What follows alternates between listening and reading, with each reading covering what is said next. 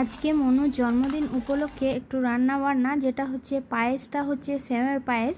কারণ আমাদের চালের পায়েস করতে নেই, আগে হরিহরজি ঠাকুরের ভোগ লাগে, তারপর চালের পায়েস হয় জন্মদিনের দিনে, ওই জন্য চালের পায়েসটা হয় না।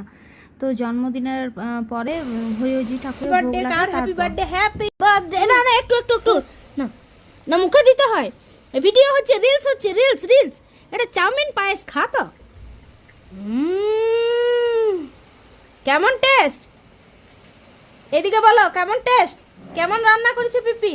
হাতে ইশারা করো, লাইক করো, বেস্ট করো, সেটা বলো।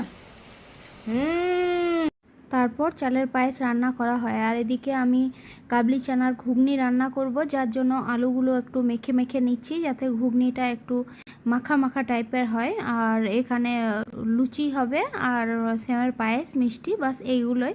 ভালো লাগলে একটা লাইক করবেন। আসছি পরের ভিডিও নিয়ে।